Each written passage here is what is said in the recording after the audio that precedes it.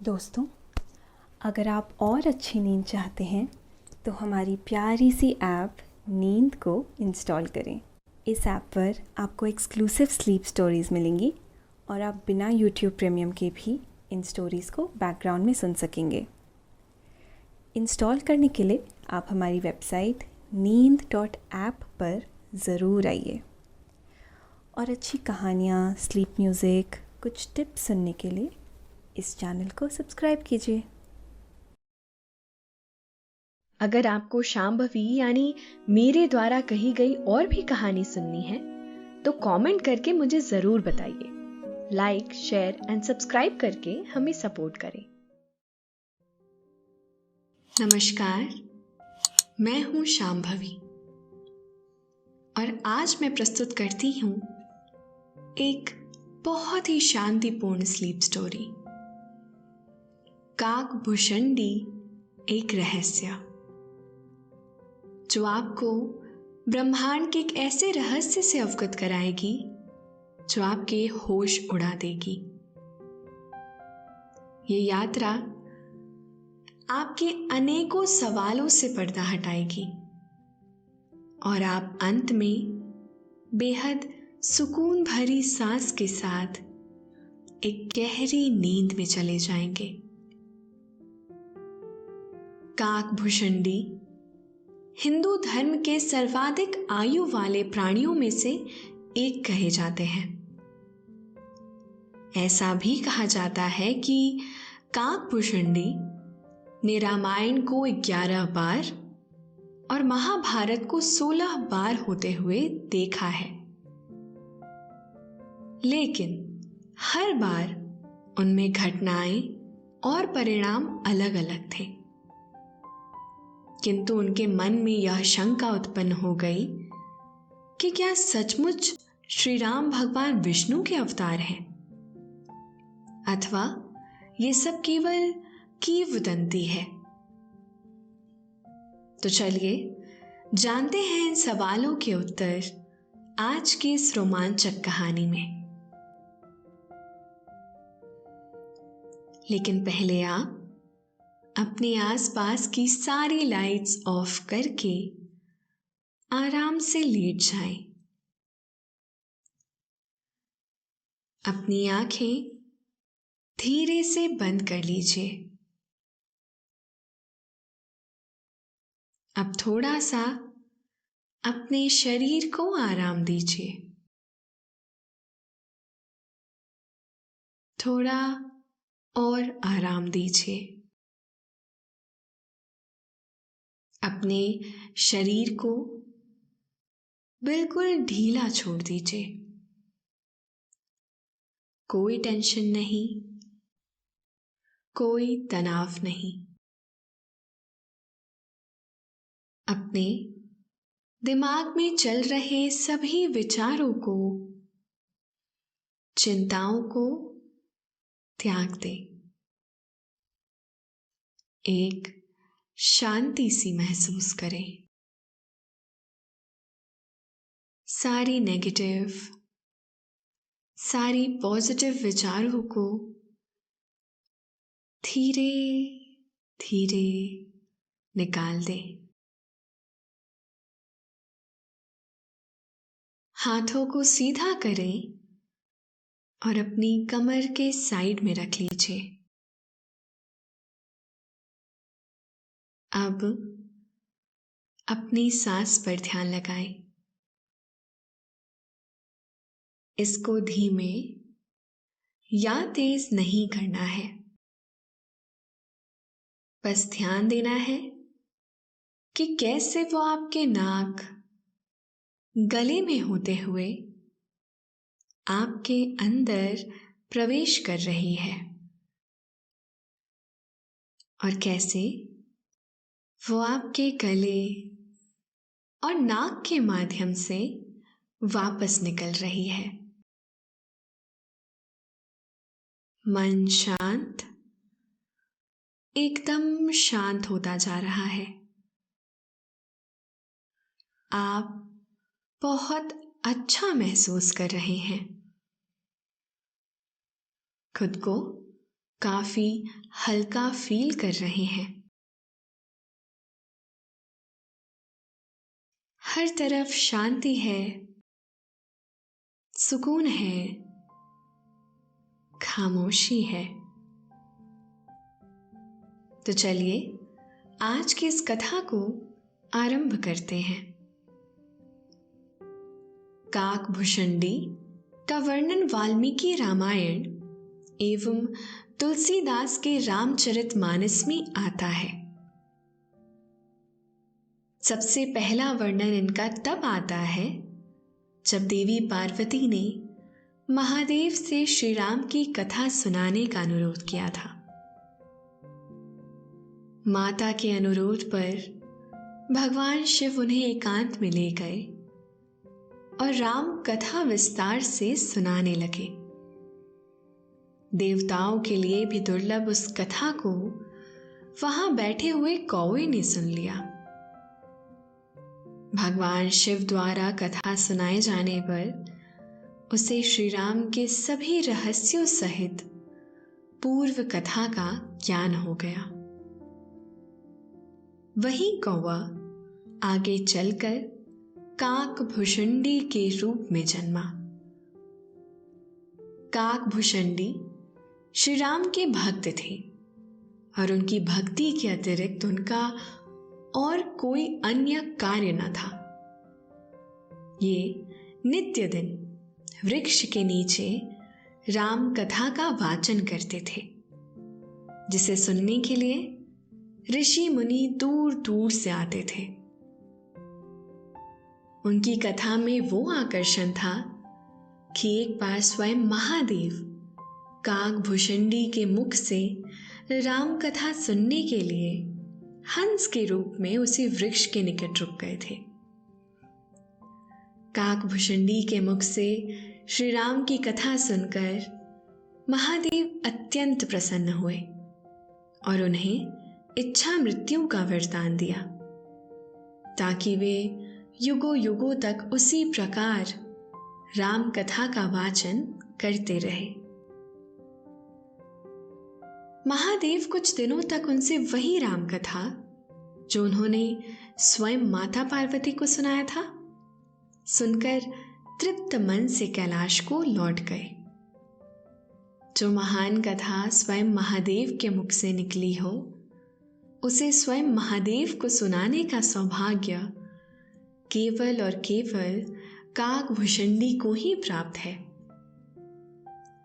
इनके जन्म के विषय में कथा है कि श्री राम के जन्म से एक कल्प पहले इनका जन्म अयोध्या में ही एक शूद्र जाति में हुआ था। ये महादेव के अनन्य भक्त थे और उसी भक्ति के अभिमान में वे अन्य देवताओं की निंदा करते थे। एक बार ये उज्जैन गए और एक ब्राह्मण की सेवा कर अपना जीवन बिताने लगे। वे ब्राह्मण भी महादेव के अनन्य भक्त थे, किंतु भूल कर भी वे नारायण की निंदा नहीं करते थे। उन्हीं के समक्ष एक बार काकभुशंडी ने भगवान शिव की तुलना नारायण से करते हुए भगवान विष्णु की निंदा कर दी। श्री हरि की निंदा सुनकर महारुद्र अत्यंत क्रोधित हुए और उन्होंने आकाशवाणी द्वारा काकभुशंडी को धिक्कारते हुए कहा कि तू स्वयं को मेरा भक्त कहता है, पर तुझे ये भी ज्ञात नहीं है कि हरि और हर में कोई भेद नहीं। तूने नारायण की निंदा कर मेरी भक्ति को कलंकित किया है, इसीलिए जा, तू 1000 अधम योनियों में जन्म लेकर भटकता रह। महादेव का रौद्र रूप देखकर काकभुशंडी कांपते हुए उनसे दया की याचना करने लगे। जब ब्राह्मण ने भी द्रवित होकर महादेव से उसे क्षमा करने की प्रार्थना की, इस पर महादेव ने कहा कि मेरा श्राप तो निष्फल नहीं हो सकता, इसीलिए निश्चित ही इसे 1000 जन्म लेने पड़ेंगे, लेकिन मैं इसे आशीर्वाद देता हूं कि मृत्यु का जो कष्ट होता है वो इसे नहीं होगा।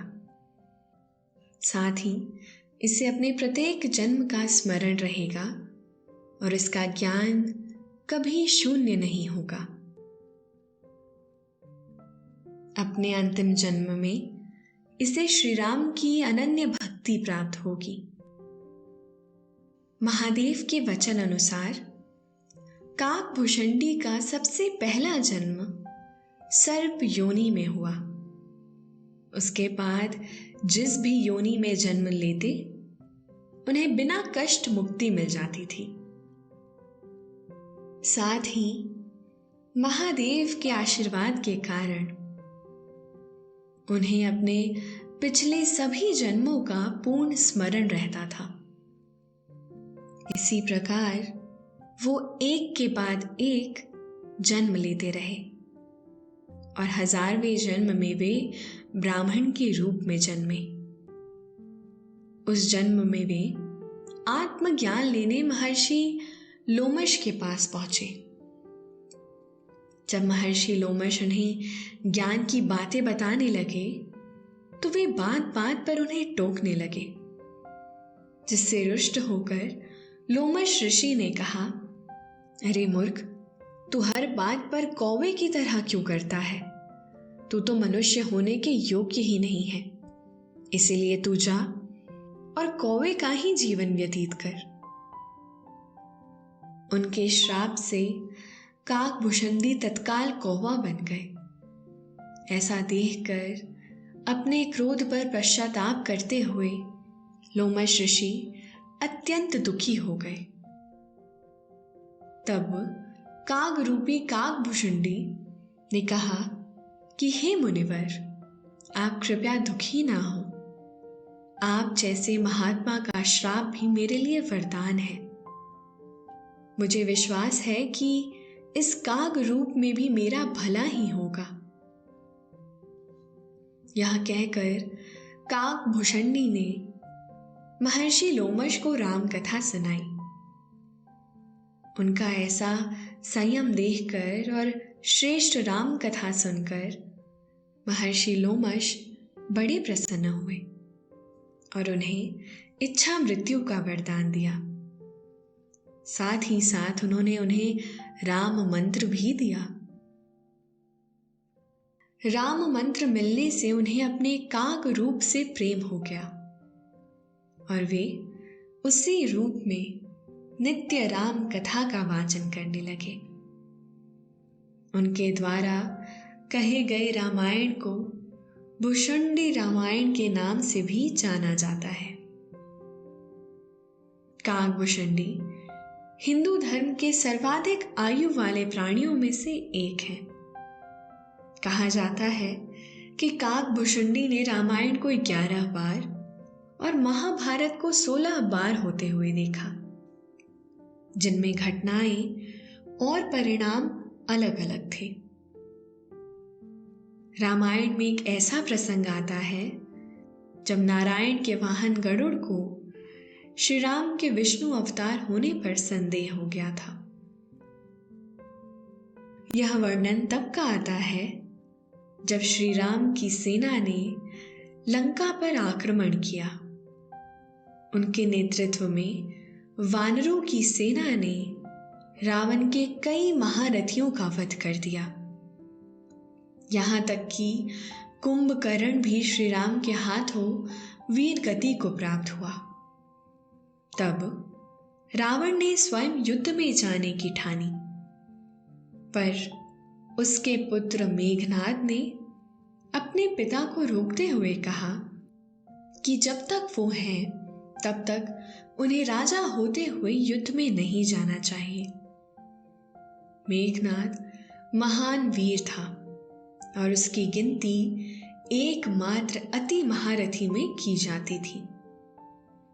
संसार में ऐसा कोई भी अस्त्र नहीं था जिसका उसे ज्ञान नहीं था, और उसके भी ऊपर वो तीनों महाशस्त्र अर्थात ब्रह्मास्त्र, नारायणास्त्र पशुपता अस्त्र का ज्ञाता था। अपने पिता की आज्ञा लेकर वो युद्ध को गया और तब माया युद्ध कर उसने राम लक्ष्मण को नागपाश में बांध दिया। नागपाश के प्रभाव से दोनों भाई अचेत हो गए और समस्त सेना चिंतित हो गई। तब जामवंत ने बताया कि इस संसार में कोई और इस पाश से उनकी रक्षा नहीं कर सकता। यदि कोई उन्हें बचा सकता है तो वो केवल भगवान श्री हरि के वाहन गरुड़ हैं। यह सुनकर महाबली हनुमान उड़कर पक्षीराज गरुड़ के पास पहुंचे और उन्हें स्थिति से अवगत कराते हुए उनसे सहायता की प्रार्थना की। जब गरुड़ ने यह सुना कि श्री राम और लक्ष्मण अचेत हैं, तो वे तुरंत हनुमान के साथ चल दिए। गरुड़ ने अब तक श्री राम के बारे में सिर्फ सुना ही था और उनके आराध्य भगवान विष्णु ने उन्हें यह बताया था कि श्री राम उन्हीं के अंश हैं। तब से ही गरुड़ के मन में श्री राम की दर्शन की इच्छा थी। जब वे रणभूमि में पहुंचे तो उन्होंने श्री राम और लक्ष्मण को एक साधारण मानव की भांति नागपाश में बंधे हुए देखा। ये बड़े आश्चर्यचकित हुए कि जिन्हें भगवान विष्णु का अवतार कहा जाता है, वो कैसे एक साधारण नागपाश में बंधे पड़े हैं। उन्होंने तत्काल नागपाश को काटकर उन दोनों भाइयों की प्राण रक्षा की। जब दोनों सचेत हुए तो श्री राम ने गरुड़ का आभार प्रकट करते हुए कहा कि हे महाबली पक्षीराज, आपने हम दोनों भाइयों के प्राणों की रक्षा की है। इसी कारण मैं आपको सादर नमन करता हूं। मुझे अपने प्राणों का मोह नहीं, किंतु आपने मेरे अनुज के प्राण बचाकर मुझ पर बड़ी कृपा की है। विष्णु अवतार श्री राम को इस प्रकार बोलता देख गरुड़ को पुनः आश्चर्य हुआ। वो अपनी शंका का समाधान करना चाहते थे, किंतु उन्होंने संकोच के मारे कुछ और नहीं कहा और उन्हें प्रणाम कर वापस लौट गए। किंतु उनके मन में यह शंका उत्पन्न हो गई कि क्या सचमुच श्री राम भगवान विष्णु के अवतार हैं, अथवा ये सब केवल एक किंवदंती है। वे अपनी शंका लेकर सबसे पहले देव ऋषि नारद के पास पहुंचे, किंतु उन्होंने गरुड़ को परमपिता ब्रह्मा के पास जाने की सलाह दी। जब वे ब्रह्मदेव के पास अपनी शंका लेकर पहुंचे तो उन्होंने हंसकर उन्हें महादेव के पास भेज दिया।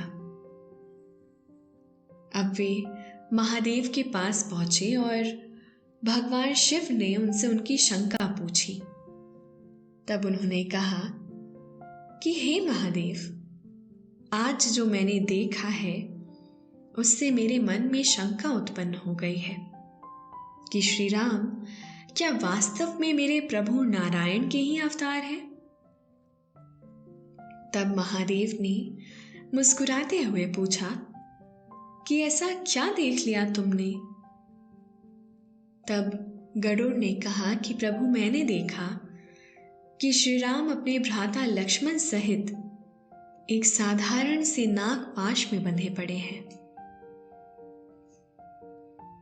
महादेव, लक्ष्मण तो स्वयं शेषनाग के अवतार हैं, तो वे किस प्रकार एक तुच्छ से नागपाश में बंधे रह सकते हैं। और तो और उनके स्वामी भगवान विष्णु के अवतार कहे जाने वाले श्री राम भी उसी नागपाश में बंधकर अचेत पड़े थे, जिनके केवल संकल्प मात्र से सृष्टि का आरंभ हो सकता है। उस भगवान विष्णु के अवतार कहे जाने वाले श्री राम को मुझ जैसे की सहायता की आवश्यकता किस प्रकार हुई?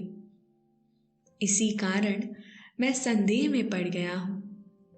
कृपा करके मेरे संदेह को दूर करें। तब महादेव ने गरुड़ से पूछा कि ब्रह्मदेव ने इस विषय में क्या कहा। इस पर गरुड़ ने कहा कि प्रभु, परमपिता ने कुछ नहीं कहा, अपितु हंसकर मुझे आपके पास भेज दिया। इस पर महादेव ने कहा, वत्स, उन्होंने कोई उत्तर इसीलिए नहीं दिया क्योंकि ये उत्तर देने योग्य प्रश्न ही नहीं है। राम पर संदेह करना स्वयं नारायण पर संदेह करना है। तुम्हारी शंका का समाधान मैं कर सकता हूं, किंतु मेरी इच्छा है कि तुम पृथ्वी पर जाकर मेरे भक्त काकभुषंडी से मिल लो। वो निश्चय ही तुम्हारे संदेह का निवारण करेगा।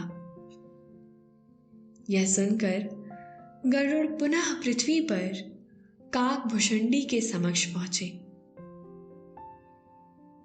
जो एक वृक्ष के नीचे राम कथा कह रहे थे। दोस्तों, अब से आप bed time stories, guided meditations, relaxing music, इन सब का आनंद नींद ऐप पर ही उठा सकते हैं। दूर दूर से आए विद्वान और महर्षि तल्लीन होकर उनकी कथा सुन रहे थे। गरुड़ भी वहीं प्रतीक्षा करने लगे। जब कथा समाप्त हुई तो काकभुषंडी ने गरुड़ को देखा और उनका स्वागत करते हुए कहा कि कितने सौभाग्य की बात है कि मेरे प्रभु नारायण के सेवक महाबली गरुड़ कुटिया में आए हैं। आप तो हमारे राजा हैं, अतः कहिए कि मैं किस प्रकार आपकी सहायता कर सकता हूं। तब गरुड़ ने उन्हें अपना संदेह बताया और जिसे सुनकर काकभुषंडी ने कहा, पक्षीराज, सावधान होकर सुनिए, मैं आपको श्री राम का रहस्य बताता हूं। इसे स्वयं महादेव ने देवी पार्वती को बताया था और मैंने उस ज्ञान को सुना था। श्री राम श्री हरि है। लंकापति रावण, जिसके अत्याचारों के भार से पृथ्वी त्रस्त है, उसी के वध के लिए नारायण 7वें अवतार रूप में श्री राम के रूप में जन्मे हैं। वास्तव में रावण की मृत्यु नारायण के अवतार के द्वारा ही संभव थी। इसी कारण श्री राम का आगमन हुआ। यह सत्य है कि राम भी भगवान विष्णु की भांति केवल संकल्प मात्र से रावण का विनाश कर सकते हैं, किंतु वो मर्यादा पुरुषोत्तम के रूप में जन्मे हैं। इसीलिए वे पृथ्वी पर एक आम मानव की भांति हर गुणों और अवगुणों से युक्त हैं। यही कारण है कि श्री राम भगवान विष्णु के अन्य अवतारों से अलग मनुष्यों के सर्वाधिक निकट है। आपको जैसी शंका हुई है, ऐसी ही शंका मुझे श्री राम के बालपन में हो गई। उसी के निवारण के लिए मैं बाल रूपी श्री राम के रोटी के टुकड़े को लेकर उड़ गया। श्री राम ने मुझे पकड़ने के लिए अपने हाथ को बढ़ाया।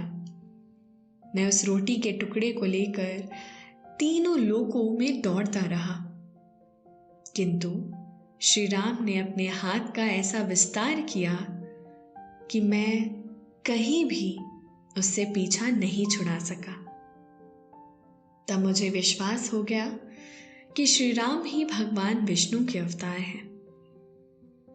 अतः हे पक्षीराज गरुड़, जो आपने उन्हें युद्ध में अचेत पड़ा हुआ देखा, उसे उन्हीं की लीला मानिए, क्योंकि बिना उनकी इच्छा के त्रिलोक में उन्हें कोई भी मूर्छित नहीं कर सकता। और जहां तक लक्ष्मण की बात है, तो वो भी निश्चय ही शेषनाग के अवतार हैं। वे भगवान विष्णु के भक्त हैं और मानव रूप में वे भी अपने प्रभु श्री राम का ही अनुसरण करते हैं। इस प्रकार श्री राम का रहस्य जानकर और काक भुषंडी द्वारा अनेक प्रकार से समझाए जाने पर गरुड़ का भ्रम दूर हुआ। उन्हें अपनी गलती का एहसास हो गया और उन्होंने मन ही मन श्री राम से क्षमा मांगी। काक भुषंडी ने कहा कि मैंने अनेकों बार रामायण को समय में आगे पीछे जाकर देखा है। प्रभु की कृपा से मैं समय यात्रा कर सकता हूं और जितनी बार चाहूं रामायण को घटित होते हुए देख सकता हूं। यहां तक कि महाभारत को भी कई बार देख चुका हूं, परंतु उसमें मुझे एक बड़ा ही रहस्यमय घटना दिखाई पड़ा जिसे मैं पहले समझ नहीं पा रहा था, और वह यह था। दोस्तों, अब से आप bed time stories, guided meditations, relaxing music, इन सब का आनंद नींद ऐप पर ही उठा सकते हैं। कि मैं जितनी बार भी रामायण और महाभारत को अलग अलग आयामों में जाकर देखता हूं, तो उनके परिणाम भी हर बार अलग ही दिखाई देते हैं। सदा एक जैसे परिणाम मानिए कभी नहीं देखे। ये बहुत आश्चर्य भरी बात थी। फिर मुझे समझ आया कि ये ब्रह्मांड और इसका ज्ञान और इसके आयाम अनंत हैं। यहाँ हर समय सब कुछ घटित हो रहा है। हमें बस उस आयाम में जाकर समय की उस रेखा को पहचान कर उस पर सवार हो जाना है। यह ब्रह्मांड बड़ा ही रहस्यपूर्ण है। कण कण में श्री राम का वास है, विष्णु का वास है। ऐसी कोई चीज नहीं जो इनसे अलग हो। सब कुछ इन्हीं में समाया हुआ है, इन्हीं से बना हुआ है। वे इस सृष्टि के पालनकर्ता और नियंता हैं।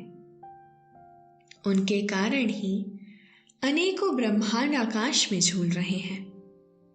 उनकी शक्ति से ही यहाँ सब कुछ संचालित है, जिसे केवल भगवान की कृपा से ही जाना जा सकता है।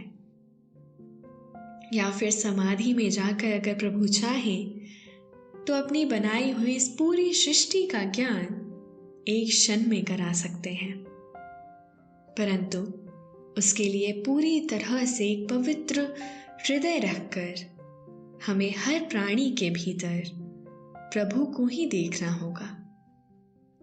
ऐसा भाव पैदा हो जाने पर उनकी विशेष कृपा होती है और व्यक्ति सब अज्ञान को पार कर जाता है।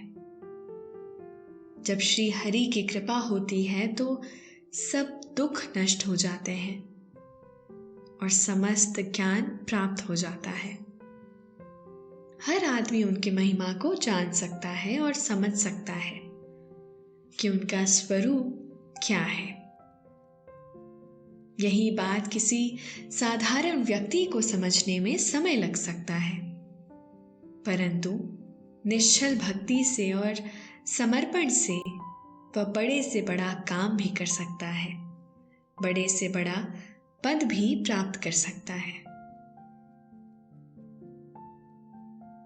तो दोस्तों, ये थी आज की कहानी। आशा है आपको आज की ये कहानी अच्छी लगी होगी। आपने ये कहानी सुनी और अब आपको अच्छा लग रहा है, आपका मन शांत हो गया है, आपके सोने का समय हो गया है। शुभ रात्रि।